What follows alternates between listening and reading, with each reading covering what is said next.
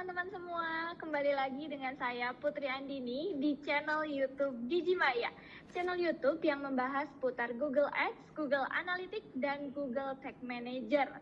Kita sekarang berada pada segmen tanya jawab Google Ads nih. Kali ini saya akan membacakan pertanyaan dari salah satu penanya yang mungkin ini jadi penonton setianya channel YouTube Digimaya nih ya. Nah, kalau kemarin di episode sebelumnya ada yang membahas soal boncos nih ya. Ini ada pertanyaan dari Kasusanti. Pertanyaannya, bagaimana cara menentukan budget yang tepat untuk kampanye Google Ads? Boleh Mas Rendra langsung dijawab. Oke, jadi saya akan menjawab ya pertanyaannya terkait dengan cara menentukan budget gitu ya dalam Google Ads gitu. Nah, di sini saya mau jelaskan ada dua pendekatan ya. Nah, jadi yang pertama ya, kita perlu tentukan dulu yang namanya goal atau objektifnya gitu ya. Jadi dalam marketing ini kan kita mengenal ada yang namanya marketing objektif gitu ya. Yang paling sering kita dengar itu kan ada 3 nih, ada yang disebut sebagai brand awareness, kemudian ada yang disebut sebagai traffic, dan ada juga yang disebut sebagai sales atau conversion gitu. Nah, jadi kita mau beriklan itu mau menggunakan goal yang mana begitu ya.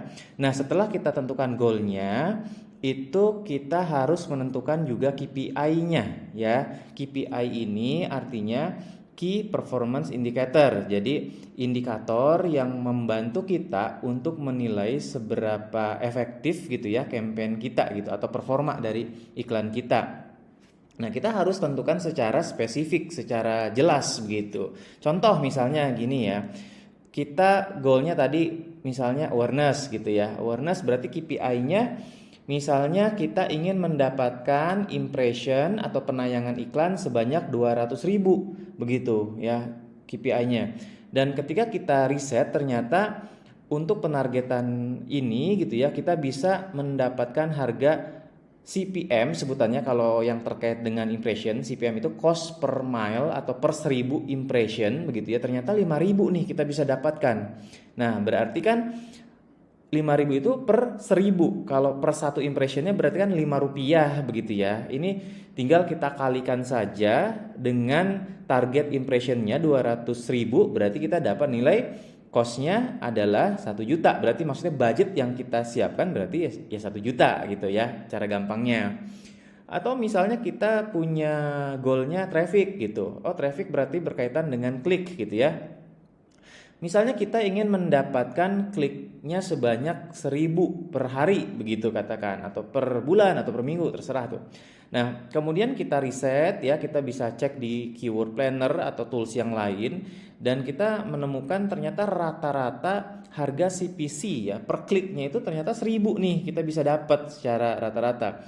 Berarti kan udah jelas ya, 1.000 klik ya per 1.000 harganya 1.000 per kliknya gitu, kita mau mendapatkan 1.000 berarti 1.000 kali 1.000 kita berarti membutuhkan budget 1 juta begitu ya untuk mencapai target yang kita inginkan tadi begitu. Kemudian juga kalau kita goalnya sales atau conversion gimana ya, sama kita tentukan dulu kita ingin mendapatkan conversion sebanyak berapa begitu ya. Nah, mungkin ini lebih challenging juga karena kita harus mengestimasikan cost per conversion.